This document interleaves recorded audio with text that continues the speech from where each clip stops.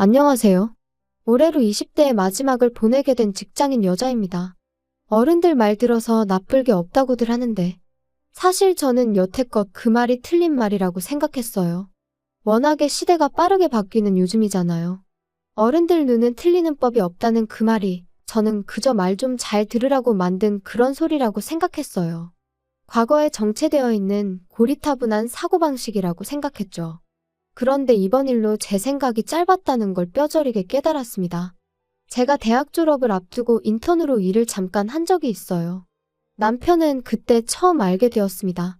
남편은 회사의 정직원으로 인턴들에게 회사 업무를 알려주는 사수 역할을 하던 사람이었어요.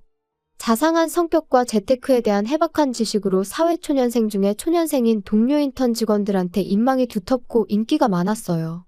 그때 당시 저는 인턴 월급 100만 원도 안 되는 걸로 무슨 재테크냐 싶었고 전혀 관심조차 없었습니다. 남편이 동료 인턴들 데리고 다니면서 퇴근 후에 재테크 설명회나 강연 같은 것도 데리고 다니고 그랬었는데 저는 그냥 혼자 겉돌았죠. 인턴 끝날 때쯤엔 저 빼고 다른 동료들끼리 절친들처럼 되어 있었어요. 인턴 마지막 날엔 남편도 같이 해서 거창하게 회식 자리를 열었었어요. 저는 같이 어울리던 사람이 아니었다 보니 그 자리에 끼지는 않았었습니다. 아무튼 그 몇 개월 안 되는 짧은 인턴 생활을 뒤로하고 저도 졸업을 하게 되었고 다른 회사에 취직도 하게 되었습니다. 인턴 때 배워서 쓸만했던 건 복사기 쓰는 법 정도밖에 없더군요. 하지만 사회생활이 중요하다는 건 저 혼자 겉돌면서 뼈저리게 배워서 새 회사에서는 사람들하고 어울리고 나름 잘 지내게 되었습니다. 그렇게 회사 생활을 시작한 지 3년 차가 되던 해였어요. 외근을 나갔는데 거기서 정말 우연처럼 남편을 재회하게 되었습니다. 오랜만에 만난 사수라 우연찮은 만남이 신기하긴 했지만 사실 인턴하던 당시에 저만 따로 지냈다 보니 다른 인턴 동료들처럼 많은 추억도 없었거든요. 저보다 오히려 당시 남편이 더 반가워했습니다. 그때 연락처를 서로 교환을 했는데 정신을 차리고 보니 남편과 연인 사이가 되어 있었네요. 이렇게 다시 만난 건 우리가 함께할 운명이라 만난 거라는 남편의 말을 계속 듣다 보니 정말 저희가 드라마나 영화에서나 볼 법한 그런 운명 같은 사랑을 하고 있는 것처럼 느껴졌어요. 그리고 그 운명이라는 단어에 취해 남편의 환경이라고는 하나 신경 쓰지 않고 연애를 시작했습니다. 그렇게 2년의 연애를 하고 재작년 겨울에 남편의 청혼을 받게 되었습니다. 저희 부모님은 남편을 꽤 좋게 봤어요. 서글서글한 인상에 부침성도 좋고 직장도 그만하면 더할 나위 없다고 사윗감으로 마음에 든다고 하셨지만 상견례가 끝나고 나서 남편의 집안 형편 때문에 제가 고생할 게 너무 눈에 선이 보인다며 결혼을 허락해 줄 수 없다고 하셨습니다. 저희 집이 뭐 남의 집 집안 사정을 가지고 뭐라고 할 정도로 부자는 아니지만 적어도 남편의 집과 비교해보면 헐 나은 상황이었어요. 중소기업이긴 해도 부사장으로 일을 하고 계신 아버지와 전문직인 어머니 두 분의 벌이 덕분에 경제적으로 부족했던 적은 없었거든요. 반면에 남자친구 집은 형편이 썩 좋은 편이 아니었죠. 노후 준비도 안 돼 있는데 경제활동조차 하지 않는 홀어머니에 아직 대학생 졸업반인 신우까지. 부양해야 할 가족들이 한 명도 아니고 둘이나 있었거든요. 당시 남편이 집에 생활비를 보태고 있었는데 액수는 정확하게 말해주지 않았지만 상견례 자리에서 나왔던 말로 추정해봤을 때 대충 남편이 시댁에 보내는 생활비가 없으면 시댁이 생활이 어려울 정도였답니다. 그래서 이 결혼을 반대하셨는데 결국 제가 바득바득 우겨서 결혼을 하게 되었습니다. 자식 이기는 부모 없다고 부모님의 반대에도 불구하고 제가 우겨서 결혼을 억지로 해버린 거죠. 물론 남편도 어느 정도 저희 부모님 마음을 돌리는데 일조를 하긴 했습니다. 곧 있으면 신우가 졸업해 취직을 하게 된다. 그때부턴 시댁에 생활비를 보태지 않겠다 하면서 저랑 남편이 이렇게 서로 사랑하는데 그깟 돈 때문에 결혼을 못한다면 평생을 후회 속에 살게 될 것 같다며 애걸복걸했어요. 지성이면 감천이라고 했던가요? 매일같이 찾아와 믿어달라 설득하는 모습에서 부모님이 마음을 어느 정도 돌리셨습니다. 저도 옆에서 우리 결혼하게 내버려두라고 바득바득 우기고 있었기도 했고요. 그렇게 저희는 결국 결혼을 하게 되었어요. 없는 형편에 부족함 없이 신혼생활을 즐길 수 있었던 건 친정부모님 도움이 컸습니다. 경제적으로 힘든 남편을 대신해 친정부모님이 신혼집과 혼수를 마련해 주셨거든요. 사실 저는 부모님이 주는 용돈으로 생활을 했어서 여태껏 직장 다니면서 받은 월급의 대부분을 저축한 상황이었어요. 하지만 남편의 경우에는 서울에서 혼자 자취하면서 시댁의 생활비도 보태야 했기에 사실 모아놓은 돈이라고 해봐야 모아놓았다고 부르기도 민망할 만큼 보잘것없는 금액이었습니다. 남편이 모아놓은 돈을 가지고 조촐하게 결혼식을 진행했어요. 시댁도 서울에서 차로 3시간 거리 떨어진 곳에 있었던 데다가 남편도 어차피 부를 사람도 많이 없다 하여 서울 근교의 분위기 좋은 곳에서 정말 친한 친구들 몇 명과 가족들만 모시고 결혼식을 조촐하게 진행했습니다. 제가 모아놓은 돈을 가지고는 사실 차를 뽑으려고 했었어요. 그런데 남편이 지금 우리 형편의 자동차는 사치라며 자기는 차 없어도 된다고 그 돈은 그냥 아껴두자고 하더군요. 그런 남편의 알뜰한 경제관념과 꼼꼼함이 저보다 훨씬 어른스럽구나 하고 느꼈었어요. 당장 차가 있으면 편하게 하겠지만 현실적인 이유로 그걸 참아내자는 자제력도 대단해 보였어요. 처음 결혼 후 몇 달은 알콩달콩 재밌게 지냈습니다. 사실 친정에서 해준 집에 도움이 컸죠. 경제적으로 스트레스를 받을 일이 없었으니까요. 그렇게 반년 신혼생활을 하다가 제가 카드값이 빠져나가는 계좌에 실수로 돈을 안 넣어 놓아서 카드사에서 독촉 전화 한 통을 받게 되었어요. 그때 처음 부부싸움을 하게 되었죠. 사실 제가 덤벙대다 실수한 거고 제 잘못임을 인정하는 바입니다만 평소 저한테 자상하던 남편이 맞나 싶을 정도로 목에 핏대까지 세워가며 저를 나무라더라고요. 그런 돈이 하나하나 모여서 큰 돈이 되는 거 모르냐고요. 한 푼이 아쉬운 와중에 연체료 물고 그러면 돈은 언제 모으냐고 소리를 치는데 한마디 한마디 할 때마다 더 큰 소리로 화를 내니 솔직히 조금 무서워지기까지 했습니다. 처음 보는 모습이라서 더 그랬는지도 몰라요. 마지막에 가서는 남편이 앞으로 한동안은 자기가 돈 관리를 할 테니 저보고 용돈을 타 쓰라고 말해왔어요. 솔직히 그렇게 하라고 하면 안 됐었지만 남편이 화내는 모습을 처음 보니 무섭기도 했고 한편으로는 그렇게 하는 편이 낫다 싶기도 했어요. 어쨌든 과거를 생각해보면 남편이 재테크에도 일가견이 있어 보였고 그 당시 인턴하던 친구들하고 아직까지 친하게 지내는 건 아니지만 소문으로는 다들 재테크 잘한다는 이야기를 듣기도 했으니 말이죠. 아예 남편한테 돈 관리를 맡겨놓고 또 남편이 재테크로 어떻게 돈이라도 불려놓는다면 저희 부모님도 남편 집이 가난할지언정 남편을 달리 보지 않을까 하는 그런 생각도 했습니다. 그래서 그렇게 하자고 했어요. 남편도 자신만만한 표정으로 돈은 자기가 잘 관리해서 부지런히 불려놓을 테니 걱정 말라고 했었죠. 제가 돈이 필요할 땐 어디에 쓸 건지 알려주면 그거에 맞게 용돈을 주겠다고 해서 저도 크게 불만은 없었습니다. 그렇게 남편이 저희 집 경제권을 가지게 되었습니다. 사실 친정에서 집도 혼수도 다 해줬으니 갚을 대출도 하나 없었고 모으면 모으는 대로 다 돈이었는데 재테크에 워낙 밝은 사람이니 돈을 잘 불려줬으면 하는 기대였어요. 하루는 남편이 저한테 그런데 우리 집은 왜 아직도 장인어른 명의로 되어 있느냐고 물어왔습니다. 우리가 하루 이틀 살 집도 아니고 길게는 몇십 년을 살게 될 텐데 요즘같이 하루가 다르게 집값이 오르는 상황에 늦으면 늦을수록 증여세랑 상속세로 내는 돈만 많아진다고. 명예 바꾸려면 지금이 딱 좋은 타이밍 아니겠냐며 한번 아버지께 물어보라 하더라고요. 얼마 뒤에 제가 개인적으로 아버지께 물어봤는데 아버지께서는 당장 설명하기는 그렇다고 대답을 피하셨죠. 세금 문제는 당신들이 알아서 할 테니 너는 걱정 말라는 대답과 함께요. 그렇게 저희 집은 친정아버지 명의로 남겨두게 되었습니다. 남편도 알겠다 말하고 더는 명의에 관련해서는 아무것도 캐묻지 않았어요. 만약 그때 제가 결혼할 때처럼 남편 말만 듣고 바득바득 우겨 공동명의로 돌려놓았더라면 정말 상상조차 하기 싫네요. 아무튼 그 뒤로 시간이 어느 정도 지나서 저희도 결혼 1년 차를 맞게 되었습니다. 그리고 그때쯤부터 평소에는 왕래도 없었고 연락도 없이 지냈던 시댁에서 연락이 오기 시작했어요. 제 번호로 시어머니가 직접 전화를 걸어왔더라고요. 너는 어떻게 며느리라는 애가 어른이 먼저 전화를 하게 만드냐며 너무 기본적인 예의가 없는 거 아니냐고 저를 나무라셨어요. 결혼 전에 남편이 시댁 일에 관련해서는 자기가 알아서 할 테니 너는 아무 신경 쓰지 말라고 했었어요. 말했던 대로 신우가 취직할 때까지의 시간 동안은 좋으나 싫으나 남편이 여전히 시댁을 도와줘야 했었거든요. 아마 그런 걸로 저한테 괜히 미움 살 수도 있으니 그랬던 거라 생각했었죠. 아무튼 남편이 알아서 한다고 해서 그렇게 하라고 하고 있던 상황에 난데없이 시어머니가 저한테 며느리돌이를 찾으시니 조금 당황스러웠네요.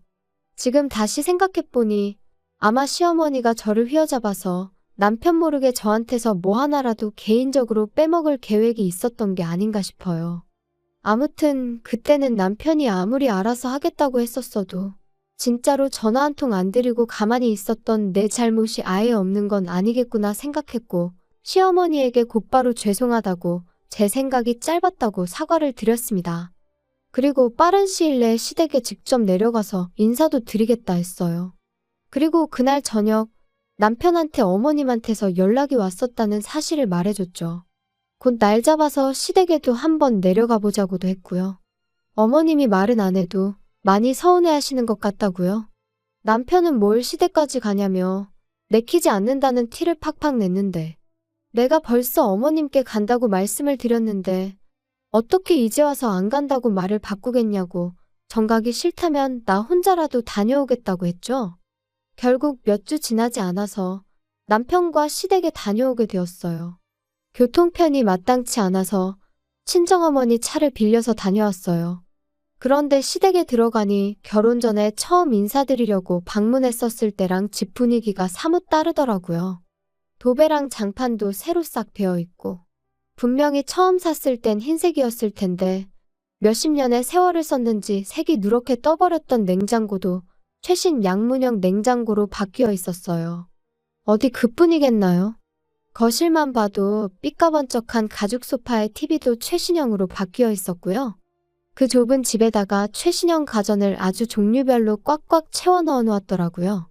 오래됐으니까 바꿨나 보다 하고 넘어갈 수 있었지만 뭔가 쎄한 느낌이 오더라고요.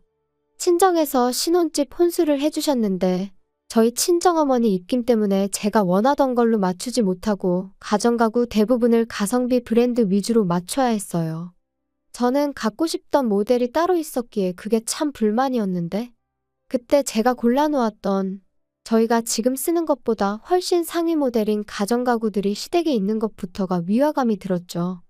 결혼 전 남편이 혼자 자취할 때 들었던 생활비 제하고 월급에서 남는 돈은 거의 시댁으로 보내줬던 걸로 알고 있었거든요.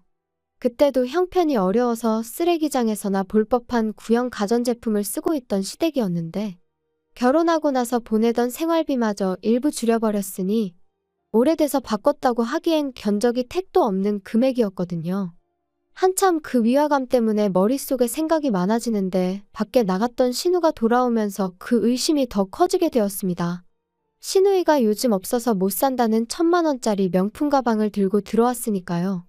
막상 아들 내외가 왕복 대여섯 시간 거리를 운전해서 왔는데 식사라고는 먹고 죽을 돈도 없다고 짜장면 한 그릇 시켜주시더라고요. 집에 오는 길에도 그 위화감을 도무지 떨쳐낼 수가 없어서 남편한테 대놓고 물어봤어요. 혹시 어머님 뭐 복권이라도 당첨되셨냐고요? 어떻게 신우 명품백하며 시댁에 있는 가전가구들이며 다 우리 집보다 훨씬 좋은 걸 쓸 수 있느냐고요? 남편이 운전하는데 집중이 안 된다며 멀티태스킹이 어쩌고 하더니 나중에 집에 도착해서 말하자며 대답을 흐리기 시작했습니다. 막상 집에 도착하고 나니 피곤해서 자야겠다며 먼저 방으로 휙 들어가 버렸어요. 안 좋은 예감이 들긴 했지만 그땐 설마 하면서 아니길 바라기만 했습니다. 그리고 나서 얼마 지나지 않아서 남편이 저를 불러 세우더니 난데없이 신우의 결혼 소식을 전해왔습니다. 저희 결혼할 때쯤부터 해서 만나던 남자가 있는데 둘 사이에 아이가 생기는 바람에 조금 갑작스럽게 결혼을 하게 되었다고요.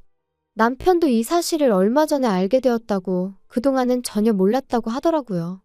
그러면서 한다는 말이 저희가 시댁에서 봤던 그 가전가구들이 사실은 신우 신혼집에 가져가겠다고 남자 쪽에서 미리 장만해 놓은 혼수들이었다고 설명을 해주더라고요.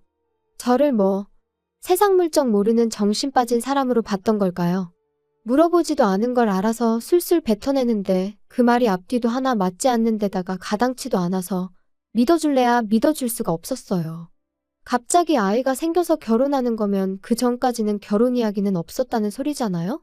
100번 양보해서 그 전부터 결혼 이야기가 오갔던 사이라고 쳐도 결혼식 날짜를 잡아놓은 것도 아니고 아이가 생길지 안 생길지도 모르는데 세상 어느 누가 집도 없는데 신혼집 가정가구를 미리 사놓겠어요? 혹시나 싶어서 남편한테 그럼 신우가 취직해서 생활비 내고 시어머니 부양하기로 했던 건 어떻게 되는 거냐고 물어봤어요. 남편이 그것도 남자 쪽에서 다 해주기로 했으니 걱정 말라고 하더라고요. 그냥 그때부터는 제 안 좋은 예감이 현실처럼 다가왔고 남편이 관리해주기로 했던 내 돈이 걱정이 되기 시작했습니다. 그런데 남편은 제가 어느 정도 눈치를 채고 있다는 생각은 요만큼도 안 한 건지 그래도 신우 결혼하는데 우리가 뭐 좀 해주는 게 어떻겠냐고 말을 꺼내더라고요. 남자 쪽에서 혼수도 미리 해왔고 시어머니 노후까지 책임져 주기로 했으니 우리가 신혼집 정도는 해줘야 하는 거 아니냐고 말을 하는데 아무리 그쪽 동네가 지방이라지만 아파트 한 채가 누구 집 개 이름도 아니고 못해도 2억 3억 사이로는 줘야 할 텐데 우리가 그럴 돈이 어디 있어서 신혼집을 해주냐고 물었죠. 남편은 그 돈을 장인장모님한테 한번 빌려보면 어떻겠냐 물어왔습니다. 사실 장인장모님이 욕심만 안 부렸어도 우리가 우리 집으로 대출받아서 마련할 수 있는 돈이었는데 명의를 도무지 안 바꿔주시니 어쩔 수 없지 않냐고 그걸 또 저희 부모님 탓을 하더라고요. 남편에게 내가 왜 평생 결혼 전에 인사하러 갔을 때 한 번, 결혼식 때 한 번, 몇 주 전에 시댁 다녀왔을 때 한 번, 그렇게 총 3번 만난 신우를 위해 집 한 채를 해줘야 하는지 모르겠다고 싫다고 거절했어요. 그리고 이참에 당신이 관리하던 내 돈도 돌려달라고 했습니다. 이러다 나 몰래 신우한테 뭐라도 하나 해줄 것 같아서 못 믿겠다고요. 사실 안 좋은 촉이 들어서 돌려달라고 한 건데 남편이 말 끝나기가 무섭게 그 돈은 지금 빼기 좀 그렇다고 묶여있으니까 나중에 주겠다며 어버버거리더라고요. 그래서 그럼 우리 투자하고 있다는 돈은 지금 어디에 어떻게 투자하고 있는지 증거 좀 보여달라고 했어요. 이제는 나도 뭐가 어떻게 돌아가는지 내 눈으로 직접 보고 싶다고요. 남편은 있는 대로 당황해서는 대답을 못하더라고요. 제 의심은 확신으로 바뀌었고 결국 남편을 다그쳐서 관리해준다던 제 돈의 잔액을 보게 되었습니다. 딱 100만 원 남아있더군요. 출금 내역을 확인해보니 가관이었어요. 제 돈을 건네받자마자 한 달도 안 지나서 가전마트랑 가구점에서 3천만 원 결제된 기록부터 해서 신우한테 1,000만 원이 넘는 돈을 보낸 기록에다 그때그때 시댁에 생활비 하라고 보낸 건지 소액으로 몇 번씩 시어머니 계좌로 이체된 기록까지 전부 고스란히 남아있었습니다. 이건 어떻게 설명할 거냐고 물으니 뻔뻔하게도 신우한테 송금된 돈은 빌려준 돈이고 시댁 가정가구 바꿔준 건 신우가 결혼하는데 맨몸으로 보낼 수 없으니 결혼할 때 가져갈 혼수를 미리 맞춰준 거라고 변명을 하는 겁니다. 빌려준 돈이면 차용증 써놓은 건 있냐고 물으니 또 대답을 못하더군요. 가족끼리 무슨 차용증을 쓰냐면서 신우가 이자까지 쳐서 갚기로 했으니 따지고 보면 자기가 제 돈을 굴려주기로 했다는 그 약속은 변함이 없답니다. 직장도 없고 이제 애까지 생겨서 결혼하는 신우가 무슨 수로 그 큰 돈을 언제가 돼서 갚겠냐고 따졌더니 이젠 아예 적반하장으로 때되면 알아서 갚을 거니까 얼마 되지도 않는 돈 가지고 호들갑 좀 떨지 말라더군요.